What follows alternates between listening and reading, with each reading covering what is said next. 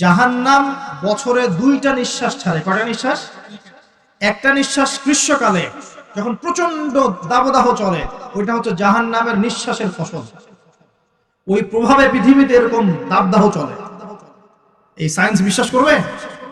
করবে না। ওর বিশ্বাসের আমার যায় আসে না। আল্লাহ পাক বলেছেন সত্য, রাসূল বলেছেন সত্য।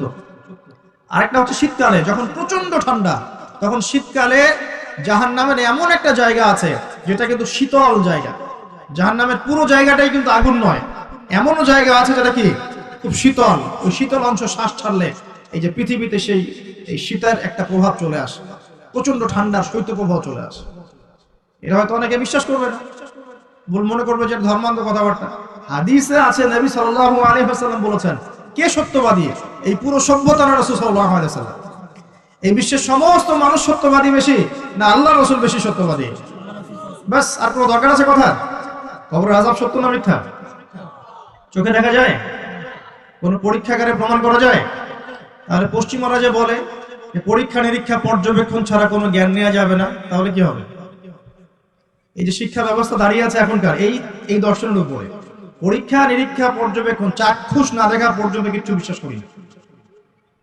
যদি বিশ্বাস করেন তখন আপনাকে বলবে ধর্মান্ধ হইবে। কি বলবে? কথা বোঝেন না আমার? হ্যাঁ, ওদের ফিলোসফি অফ এডুকেশন, মানে আমরা বলি এটাকে এপিস্টিমোলজি, আমাদের ফিলোসফিতে বলতো এপিস্টিমোলজি, মানে জ্ঞান তত্ত্ব। এই শব্দের অর্থ হচ্ছে কি? জ্ঞান তত্ত্ব। ওদের জ্ঞান তত্ত্ব হচ্ছে যে যেটা ভিজুয়াল না, আমরা যা দেখি না, এবং যেটা স্পর্শ করা যায় না, ইন্দ্রিয় দিয়ে উপলব্ধি করা যায় না, মানে স্পর্শ করে বোঝা যায় না, গন্ধ নিয়ে বোঝা যায় না, তারপরে কঠিন তরল না বায়বীয় পরীক্ষা করা যায় না, পরীক্ষা নিরীক্ষা পর্যবেক্ষণের মাধ্যমে সিদ্ধান্তে আসা যায় না, এটাকে জ্ঞান বলে না। যদি এটাকে এই সিঁড়িগুলো উত্তরানো যায় তখন সেটা জ্ঞান, ওদের দর্শনের। তাহলে এখন কবর আযাবটাকে আপনি কি করবেন? এখন কবর আযাব নাই, তাহলে এখন তো আপনাকে আল্লাহ পাকের কথায় বিশ্বাস করতে হচ্ছে না, গায়েবে বিশ্বাস করতে হচ্ছে। তাহলে এখন আপনি যখন গায়েবে বিশ্বাস করতে যাবেন, ওরাই আপনাকে তোকমা দিয়ে দিবে তো ধর্মান্ধ, এবং ওয়ার্ল্ড আপনাকে আক্রমণ করবে তখন। যেমন মুসলিমদেরকে এখন আক্রমণ করছে না এগুলো দিয়ে, এগুলো এমনি এমনি আসে নাই, এটা পরিকল্পিত। আপনার ভিত্তিটাকে নড়িয়ে দিবে। তাই তো আসলেই তো আল্লাহকে তো দেখি না, ফেরেশতা তো দেখি না, জিন জাতিকে তো দেখি নাই, আত্মা তো দেখি না, কবর আযাব তো দেখি না, কেন বিশ্বাস করবো তাহলে? এই জন্য দেখবেন একটা প্রজন্ম তৈরি হচ্ছে এখন, ওরা বলে যে আমি তো আল্লাহ কোরআন এগুলো তো খুব একটা বিশ্বাস করি না, আমি তো দেখি না। নাউযুবিল্লাহ। আছে না আমার লোকজন আশপাশে আপনার? এদের সংখ্যা বাড়ছে না কমছে? দিন দিন বাড়ছে। হয়তো আপনার কাছে মনে হচ্ছে যে এদের সংখ্যা হয়তো বেশি না, কিন্তু দিন দিন বাড়ছে। একটা তথ্য দিয়ে যে আপনাদেরকে এখানে শোনেন, বিগত 100 বছরে, কত বছরে? বিগত 100 বছরে বিশ্বে 3টা দর্শন খুব চলেছে। কয়টা দর্শন?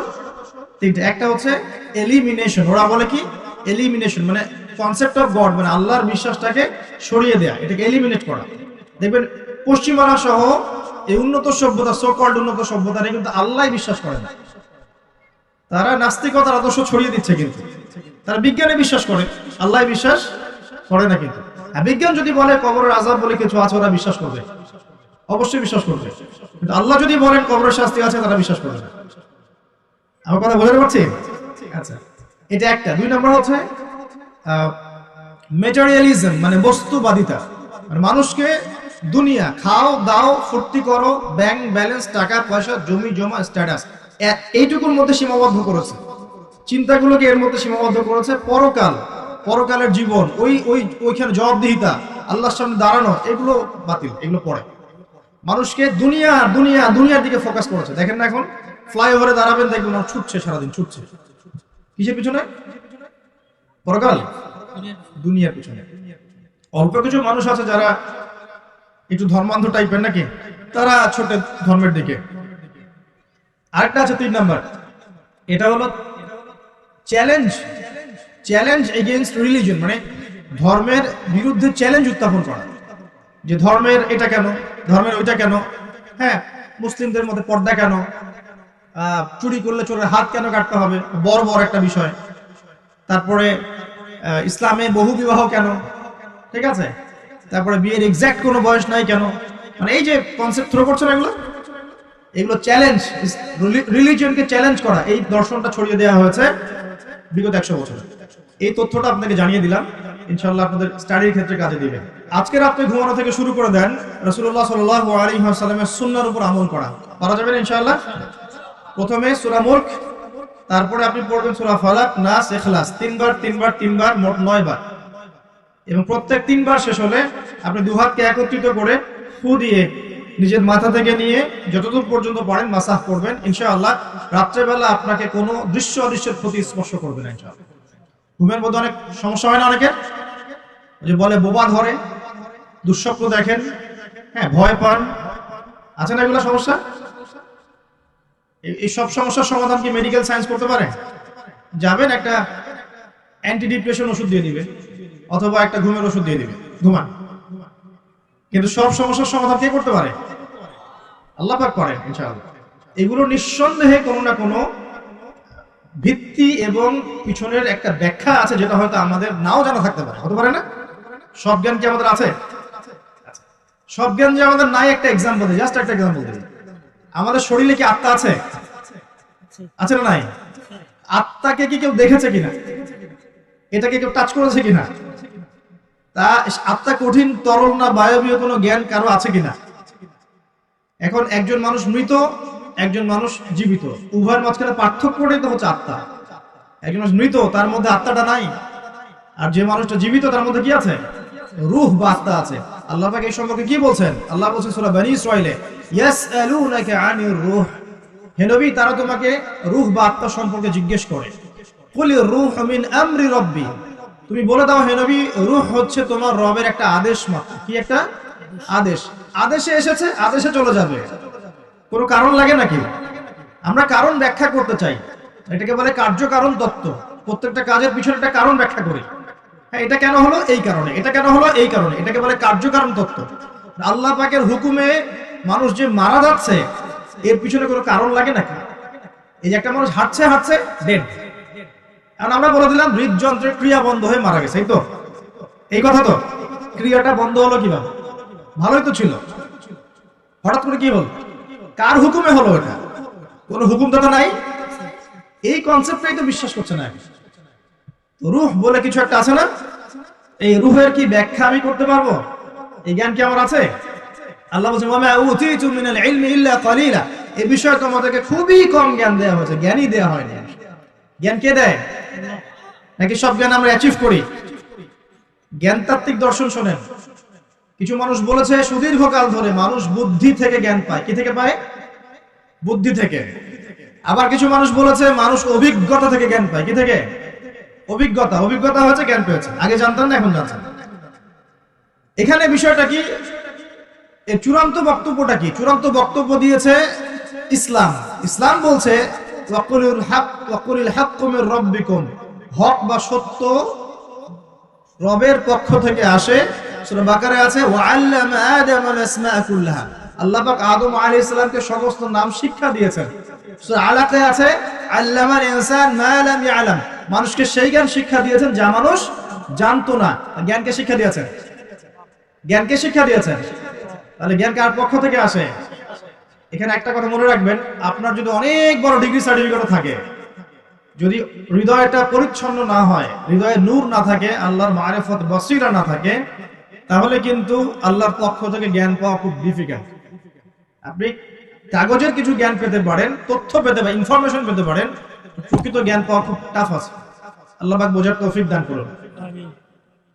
সূরা ফালাক, নাস, ইখলাস পড়বেন, সূরা মুলক পড়বেন, ওযু করার কথা বলেছি। এর পাশাপাশি আপনি সূরা কাফিরুন পড়বেন। কোন সূরা? কোনটা বলেন তো? প্রথম লাইন কি? কুল ইয়া আইয়ুহাল কাফিরুন। মাশাআল্লাহ।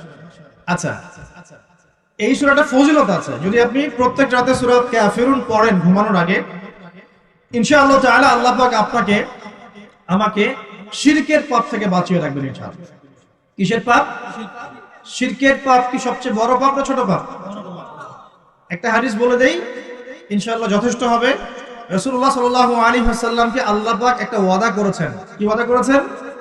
আল্লাহ পাক বলছেন মিরাজের রাতে, হে নবী মুহাম্মদ সাল্লাল্লাহু আলাইহি ওয়াসাল্লাম, তোমার উম্মতের মধ্যে কোনো ব্যক্তি যদি, তোমার উম্মতের মধ্যে যে কোনো ব্যক্তি যদি আসমান জমিন সমান পাপ নিয়ে আমার সামনে হাজির হয়, কিন্তু আমার সাথে কাউকে শরীক করেনি, শিরকের পাপ নাই, আমি আল্লাহ তার সামনে আসমান জমিন সমান গুনাহ, আসমান জমিন সমান ক্ষমা নিয়ে হাজির হব। কথা কি বুঝতে পারছেন? অনেক পাপ করেছেন আপনি, পাপের শেষ নাই, কিন্তু আপনি শিরকের পাপ করেন নাই। ইনশাআল্লাহ একদিন না একদিন আপনি জান্নাতে যাবেন ইনশাআল্লাহ। আল্লাহ পাক সমস্ত পাপ মাফ করতে পারেন, কোন পাপ ছাড়া?